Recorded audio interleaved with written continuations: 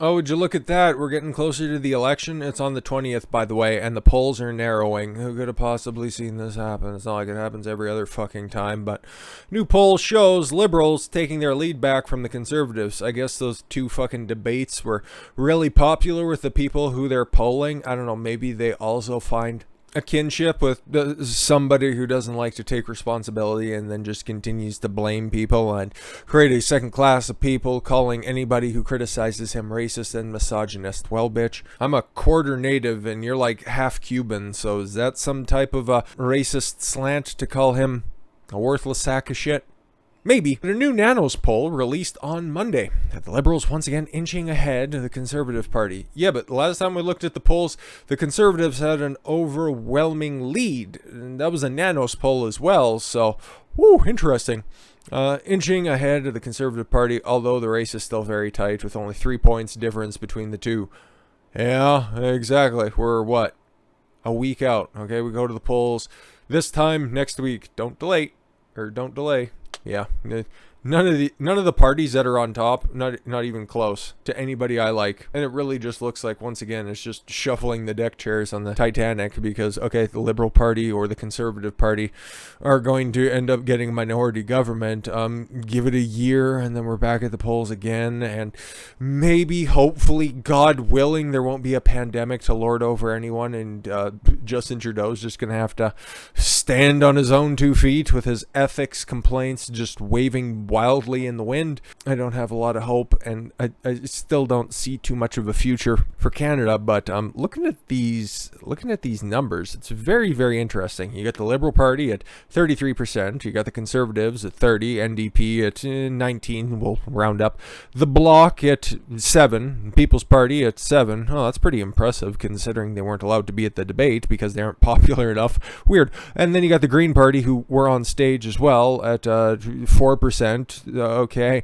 Other 1%, and not decided yet. That's a big swath of people at 8%. Okay.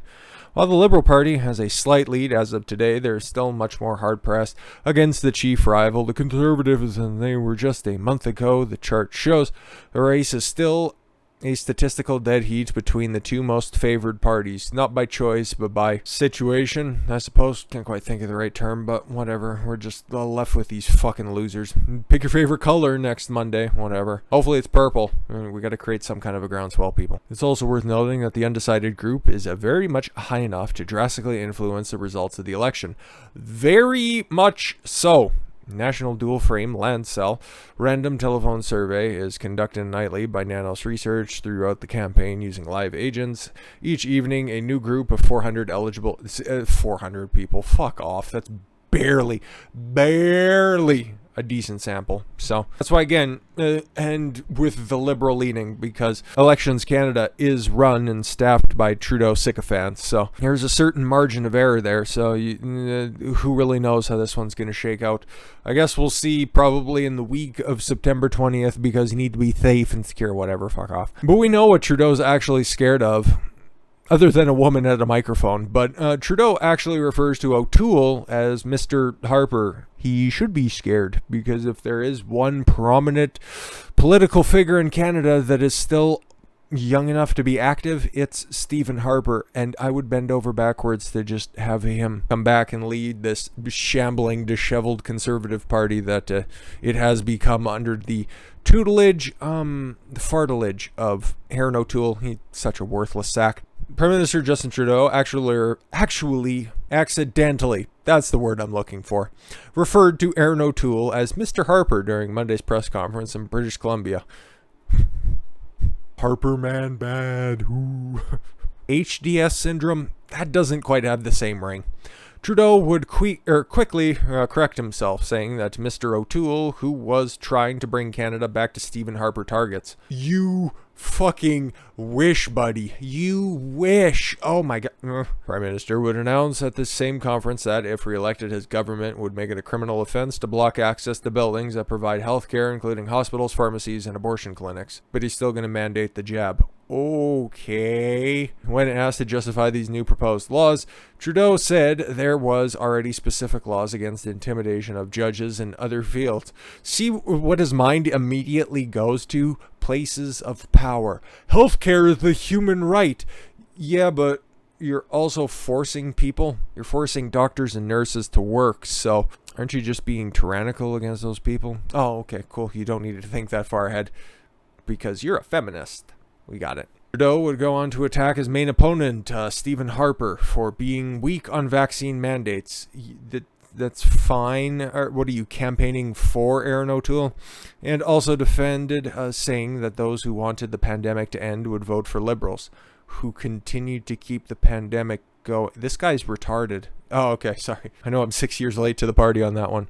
Whatever. What else did dumbass have to say? Oh, yes. He says his party is fiscally responsible, even though he doesn't think about monetary policy. That was from, like, at the beginning of the campaign.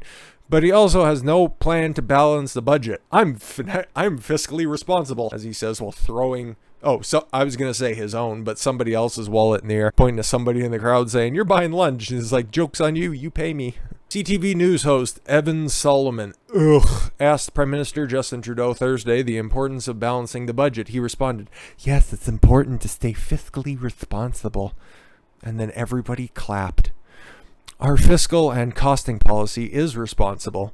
Okay, if you fucking warp the meaning of the word responsible or fair, transparent, and prudent, that the cost of the Liberal platform reads, it includes $13 billion in proposed new spending in a fiscal year and a total of more than $78 billion over the next 5 years. Oh boy, is that what qualifies as being fiscally responsible? Okay. The platform's debt to GDP ratio projects slight improvements to budget 2021 tabled in April, with a 48.5% ratio compared to 51.2% in fiscal year. Following 5 years, the debt to GDP ratio for the fiscal year 25-26 is 46.5% of the platform compared to 49.2% of the percent projected in a budget 2021. So there's ebbs and flows, but it's fiscally responsible. As part of this framework, we are committed to fulfilling our long-term fiscal anchor, the platform reads. The anchor must be referring to your leader. This plan will continue to reduce Canada's debt. What?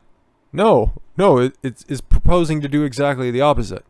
As they share the economy over time. No.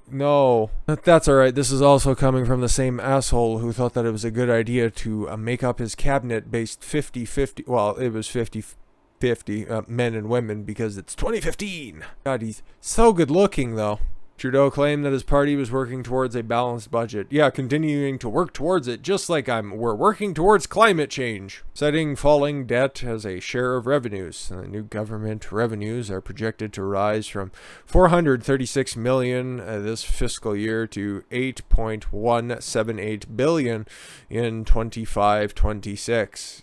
Fiscally responsible. For my American audience out there, which is an overwhelming majority, I don't know what it is specifically on the Canadian videos though. These numbers might seem small, but again, we're like a 15% of the population that the Americans have. So these are big fucking numbers, but yeah, we have socialized healthcare, which sucks a dick. So be careful what you wish for, but you guys know better. But annual federal debt charges are expected to surpass $1 billion by 25-26, or about $1.032 billion. The Liberal Party claims it plan preserves Canada's fiscal firepower for future crises that you're hoping and anticipating for. I don't care. The Liberal Party sucks. The Conservative Party sucks. The NDP sucks. But what about the People's Party of Canada? I know it's not really framed all that well, but it will be right now. Because I hope they get a decent chunk of the vote. I hope they get enough seats in the House to really start to build momentum for the next vote of non-confidence that comes around, the next snap election that gets called, because I want them to be the new Conservative Party, not the Conservative Party themselves, or just merge their ideas, or create some kind of, just to have a right-leaning party in this fucking socialist hellhole of a country.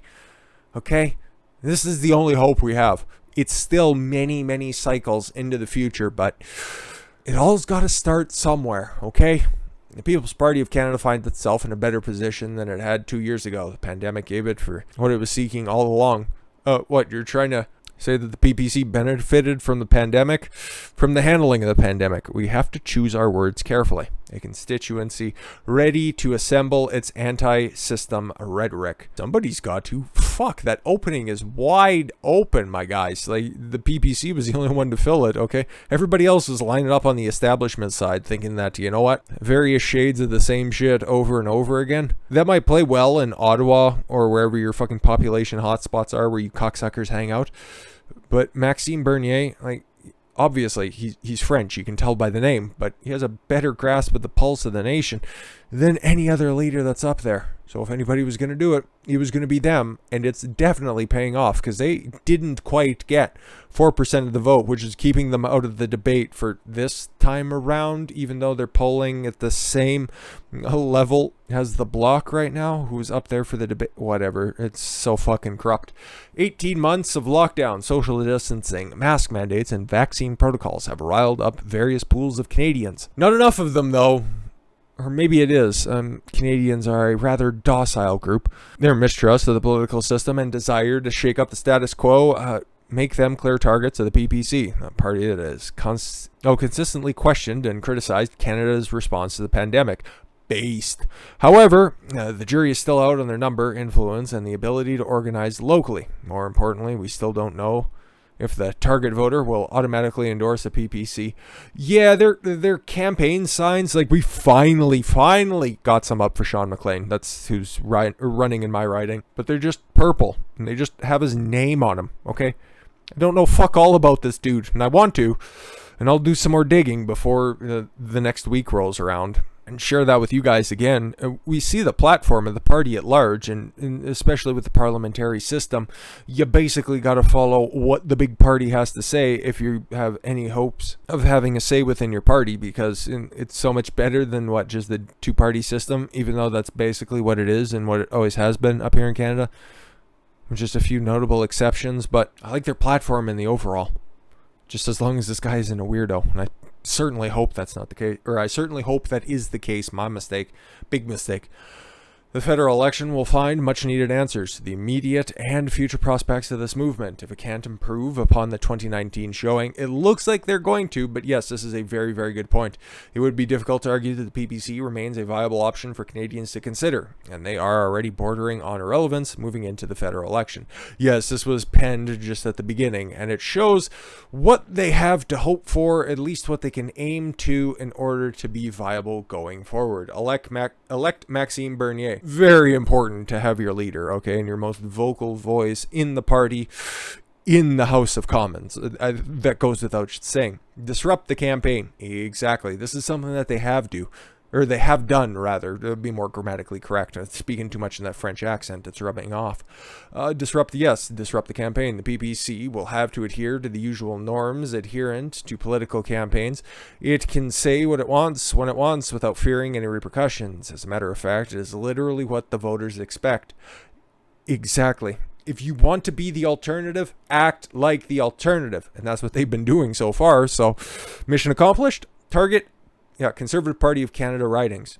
Exactly, okay? The Conservative Party have sold out their conservative values and sold out their base. There is an opening there, okay? I don't know for sure if they've done that, mostly because local debates don't really happen. At least I don't see them publicized, so that just could be a gap in my knowledge. But you got to go hard in the paint. And you know what? To be fair, that is what they are doing here, because yes, I'm sure if I go to the ballot box on the 20th, there's going to be the whole host of candidates, but I only see two campaign signs out there. I see the one for the incumbent right now for the Conservative Party, and then I just started to see the one for the PPC.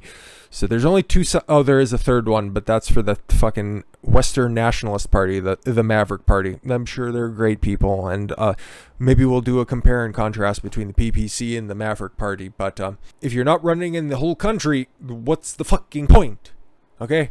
I'm not going to back a horse that, you know what, hey, it might have a whole bunch of things going for it, but it only has 3 fucking legs. It's not going to be winning any races. What does the National describe as the People's Party of Canada's strengths? Well, contribution to the national debate. Yes, not like the televised shit show that was the debates, where it just descended into rebel man bad. But yes, change the zeitgeist, change the thoughts and the feelings of the Canadian people themselves. That would be great. Contributing, the PPC owns a portion of the conversation around COVID-19 and it works to its advantage. Its relevance cannot be questioned. Boldness. Freed from the pressure carried by traditional parties vetting mistakes, campaign gaffes. Again, the PPC can say and do what it wants. Exactly, because it has to. It has to grab headlines and attention. But what do they lack? Well, support. But that seems to be changing, which is good. Remember, this was penned just when the snap election was called, and they just keep trending up in the polls, regardless of which fucking poll you look at. And the X factor is, of course, variance. Yeah. Could they enact lockdowns? Well, if Trudeau or Erin O'Toole has his way, you fucking well bet. But he's the best shot we got. Frenchman, you are our only hope. But yeah, that's what Trudeau's been up to on the campaign trail.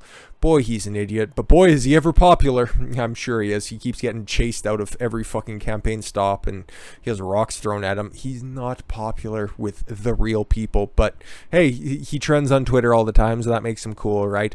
With that said, guys, thank you all very much for the gift of your time. I've been Don Consuelo. I want you to follow your gut and get after it. Take care, everyone.